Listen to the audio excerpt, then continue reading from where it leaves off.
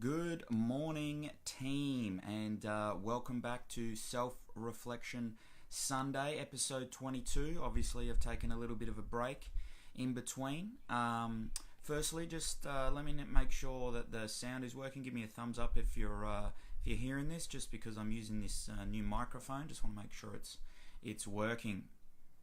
For those that were unaware, I've been away for the last month over in Europe.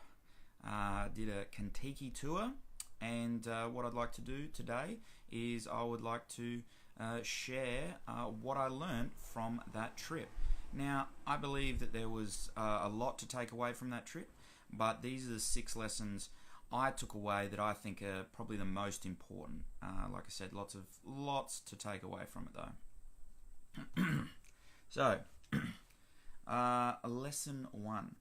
Have a night on and a night off. So this is more very specific to Contiki, not necessarily just traveling, but with Contiki it's sort of known that there's going to be drinking, maybe excessive drinking. So I always recommend a night on, a night off. That's what I did, and it really did help. There was some people that pretty much went the entire 23 days drinking, and if that's what you want to do and you're able to do that, you can go your hardest. But personally, I always recommend sort of like a night on, night off, just because, yeah, that's a lot of alcohol really, and that's fine. That's always fine. You can do, it's 23 days. If you can last 23 days, that's a very good effort. I could not. So you just got to do what you think's right. But from personal experience, a night on, night off really works well, because then you're not struggling the next day to see the sights, which is always important as well. And you do want to take in those sights as well, so it's not just a booze cruise and you go on there to get drunk. All right, lesson number 2. Excuse me. Lesson number 2. Don't measure your chapter 1 on someone else's chapter 20. Now, of course, throughout the trip there was lots of different people on the trip, and it's easy to get caught up and sort of see where they're at and go, oh wow, I wish I was there, or they seem like they've really got their shit together. And you can't ever measure yourself against someone else, because they've gone through different stuff, you've gone through different stuff, so you've just got to see where you're at and just keep going on the trajectory. You can definitely learn from them, but don't measure yourself, because then you get into this comparison mode, and then you start beating yourself up, and you'll get into that negative headspace, and that's not what we want. So it's always important to not measure yourself. Now, this is a big one. Try everything. #no regrets. Now, it's very cliche, and that is actually the motto of Contiki, #no regrets. But it's very important to make sure that you do try everything while you're over there. So these can be from the local cuisine. So I tried snails, escargot. Wasn't for me, but at least I can say I did it. At least I can come back and say, yeah, I tried it. And then also going on all of the tours and seeing all of the things to make sure that you can say, yeah, I've seen it, or yeah, I've done it, or yeah, I did this, yeah, I did that. Because you'd hate to come back and someone say, hey, did you try this? And you go, oh, no, I didn't try it because I didn't think it would be for me. And then they go, oh, wow, well, it was really good. And then you feel like you've missed out. So it's really important to make sure that you do try everything, even if you feel like maybe it's not for you, because then at least at the end of the day you can say, well, I tried it and it's not for me, because you never know, it could be for you. Number 4 is more of a health-related one, and I think this is what sort of helped me quite a lot. Think prevention, not cure, and that's sort of taking multivitamins and sort of a natural anti-cold, anti-flu sort of thing. So I took Armour, which is a natural anti-cold sort of thing, helped that immunity, and also took Berocca every day, as well as a B vitamin.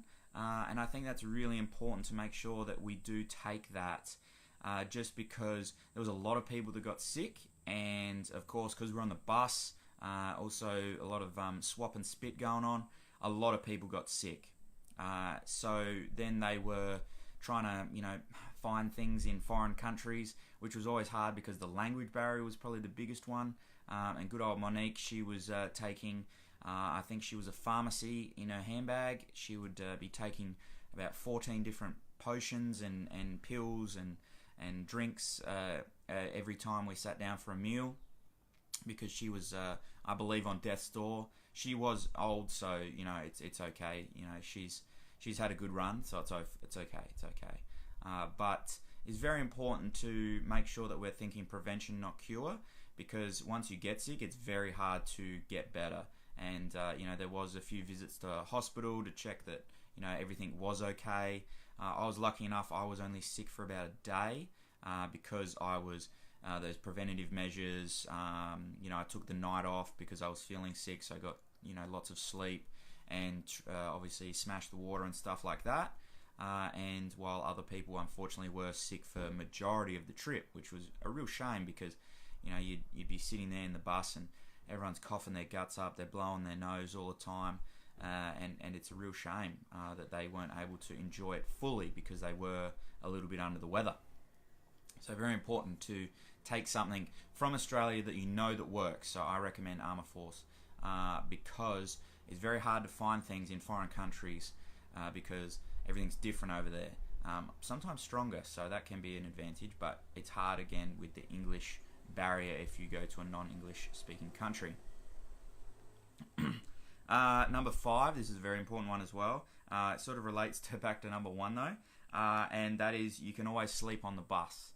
So a big thing with that is, a lot of people, you got to think, I've got to get up and get on the bus. Some people were staying up all night because it was better than to go to sleep because we had to be up and get on the bus. So what they did was they just had some morning beers and they'd stay up, they'd have breakfast, they'd have a shower, they'd get ready and they'd get on the bus. And then they would pass out on the bus, which is perfectly fine because we were generally driving for a lot of the time when we're on those buses. We were going, 5, 6 hour, sometimes 8 hour trips. So they were able to really... they were able to sleep on the bus quite well there and sort of catch up, and then they were ready for the night out.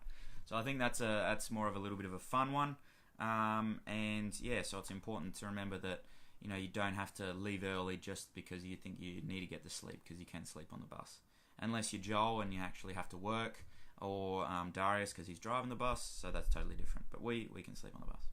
Number 6, final point. I think this is probably the biggest thing. And I believe a lot of us on our trip did this very well, but it was more other people I saw in obviously the tourist spots, and that is don't live behind your phone. Take in the sights. So I had this big plan, big idea about how to make this video. I was going to make this great video of the trip, and I had these great ideas, and I was filming for the first few days, and I was like, yeah, this is going to be fantastic. Got this great idea, 23 days. 13 countries, it'd be fantastic. And then after a few days, it just became a bit hard because I was focusing more on that than actually taking in the sights, and I stressed about it a bit too much, and I was trying to get everything, and it put a bit of a dampener on the first few days because I was worried about that. So then I was like, nah, stuff it. I'm not going to make the video. I'm not going to take many photos, and I'm just going to actually try and get in and absorb everything that's there. And that's what I did, and it was really good. I was making sure that I was taking in the sights, I was listening to all of our guides, and making sure that I was really paying attention to making sure I was learning about what was there, because the thing that I really appreciated about it, everything's really old there and has got a lot of history to it. Whereas in Australia, obviously we're not as old a country as Australia, so there's not as much history with the architecture and all of that sort of stuff. So I was really trying to take in all of those bits and learn, and that was really something very useful from Contiki, because they set up all of those guided tours for you, which makes it very easy. Alright, so I'll quickly just run through all of those again for you. So lesson number 1, have a night on, have a night off. Lesson 2, don't measure your chapter 1 on someone else's chapter 20. Chapter 3, try everything, #no regrets. Chapter 4, think prevention, not cure. So that's multivitamins and natural anti-cold remedies. 5, you can always sleep on the bus. And number 6, like I mentioned, don't live behind your camera or your phone. Take in the sights. Now that's all I wanted to talk about with the lessons, but now I just want to give you a very quick overview and a quick summary of Contiki and whether I recommend it or not. I was very skeptical going into Contiki, being 28, thinking that it was probably going to be a lot of younger people, 18, 19. There was a majority of people that were younger, and but then there was a good group of sort of older people, but it was really good to mix with some younger people and sort of get their perspective, because, you know, I obviously only hang out with people around my age, if not older, so it's very nice to meet some younger people, get to know them and sort of see where they're coming from, because I think I learned a lot from that, which was quite useful. And it's good going older because I think you can appreciate some things a lot more. You know, there was some younger people on there that, you know, there was a few incidents that happened, maybe walking a little bit longer than we expected, and people thought that was the end of the world, and it really wasn't. It really wasn't the end of the world. So it was good to sort of see that and appreciate where I've come from and all of that. Would I do Contiki again? Probably not Europe. I might do it through America, but I definitely wouldn't do it again through Europe. And yeah, I'd highly recommend it for everyone. I think it's really good to do it at least once.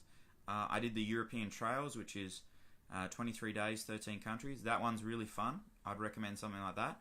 I think you don't want to do too much longer, but you don't want to do too much shorter. That's sort of ours was a modular, so people started with us and then ended early, so either like 9 days in or 18 days in or 16 days in at certain spots, and then people joined us along the way. And I think you definitely want to try and do a bit of a longer one. It was very quick.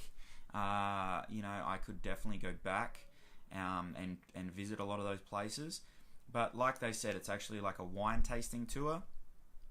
You go there, you taste the countries, and then you go back for the ones you like. So now I know what I like, and also a lot of those countries, I've done them now, or I've done the cities, and I would think maybe I don't need to go back there again. I've seen all there is to see, and that's fine, so move on. But there's other ones that, you know, you just scratch the surface. So Rome's a big one, because obviously that place is huge. France is a big one. England, because I really was only in London. I didn't check out anything else in there. Switzerland. Those would probably be the first on my list to go back to. And Germany as well. Those places were fantastic, but again, we were there for 2 days. It's just not enough. So you really want to go. Hey Charlie, how you going, mate? And yeah, so I think that's my summary of Contiki. If you have any questions about Contiki and you want to ask me about my experience, please feel free. I'm more than happy to share. Hopefully I can give you some insight. I think I tried to take a lot away from it, obviously making a video about it, so it must have been important. But now that I am back, I will be on the Facebook Live bandwagon again. Of course, Self-Reflection Sunday, Mindful Monday, and Workout Wednesday. So it's pretty obvious when they are. I'll be trying to do them all in the morning.